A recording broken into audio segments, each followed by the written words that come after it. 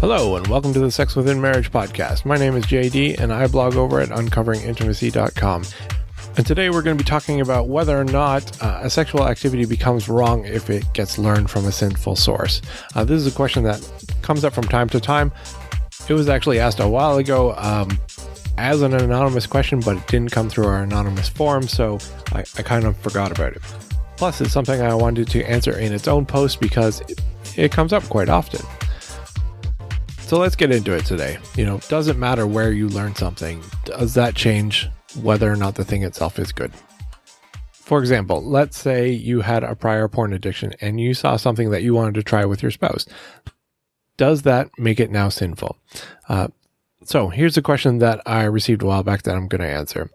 He wrote, "My wife and I have a very active sex life.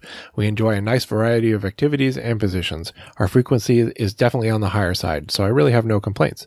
We have used porn either separately or together for much of our relationship and are working on that issue. I understand the problems with that and the implications. That's not what this is about. Many of the things we do sexually have been learned and implemented from watching or reading porn. We have discovered many enjoyable activities from that area of our lives together. So here's the question. Does a sexual activity become wrong or sinful if it was introduced from a sinful source? I feel that as long as the activity involves a man and a woman married to each other, that activity becomes blessed in the marriage bed. I know that others who don't feel the same way. My wife is not completely sure. I'm wondering what your thoughts are." So what do we do with knowledge that comes from a sinful source? Here's my take. The first is that the source doesn't make the knowledge sinful to have or to use. For example, if you incorrectly use a tool like a wrench as a hammer, that just means you used it incorrectly, not that the tool itself is tainted. You wouldn't say that, well, this wrench is no good now to be used as a wrench, unless you have destroyed the wrench in some way as the result of hammering with it. And we have many stories of people using talents that they gained in unchristian ways, turning their life around and using those same skills and knowledge to serve God. Others will often use the knowledge that they gained from previous life experiences to warn people of what happens when you turn away from God. And does that make their time away from God beneficial or something to be sought after? Of course not. But God will use any opportunity he can for a good purpose if possible. We read in Romans 8 verse 28, "And we know that all things work together for the good of those who love God, to those who are the called according to his purpose." And I think we should have the same attitude. Not that porn is good, beneficial, or a good educational tool in any way, but let's not throw the baby out with the bathwater. A good example, I think, is that if you have been previously married, whether your spouse passed away or you divorced, more than likely you've gained some marriage skills from your prior marriage. Not just sexual skills, but maybe some of those too. I don't think anyone would suggest that you set them aside in a new marriage and start from scratch, yet no one would consider that death or divorce a good means to an end of learning marriage skills. If anything, people would consider it an evil that you somehow managed to glean some small positive gain from, which again seems to be something God is not against doing. In Genesis 5 verse 20, we read, "But as for you, you meant evil against me, but God meant it for good, in order that I bring about as it is this day to save many people alive." So that's my first point. The second is there's a caveat to that, in that the source of where you learn something does make the knowledge suspect. Now, that doesn't mean that because of the source of the knowledge, it doesn't automatically mean you can't use it, those skills or those ideas. However, it does make it kind of suspect, yeah. So that it's wise to examine it perhaps more carefully to see if the idea is good. For example, if you learned some communication skills in your prior marriage, but it ended up in divorce, maybe your communication skills aren't what you thought they were and need to be re-examined. Likewise, maybe you see a sexual activity or behavior in porn that all the actors seem to find arousing, and it turned you on as well. And maybe it's humiliating or degrading in some way. Those things should probably be left aside and hopefully one day be forgotten. Now, there are some caveats here, as I've seen many wives express the thought of, I never thought I'd like X, but it turns out I do. And sometimes their initial reaction or belief is that some activity is degrading and then later on they reevaluate and decide it's not. Oral sex seems to fall into this category fairly often. And in some cases, it goes the other way as well. At first, they were okay with it, and later they weren't. So sometimes what's degrading can be subjective and can change. But regardless of the permanence of that belief, if your spouse feels degraded by a certain activity or behavior, you shouldn't engage in it. That doesn't seem to be healthy or Christian to me. And some will argue that they get aroused by degradation, but I'm not going to agree with that one. I think there's an issue there that needs to be addressed. I don't agree with society's belief that consent is all that is needed to make something good. In other words, while I think it's not a good idea to throw out the baby with the bathwater, let's also not assume that there's a baby in the bathwater without checking it first.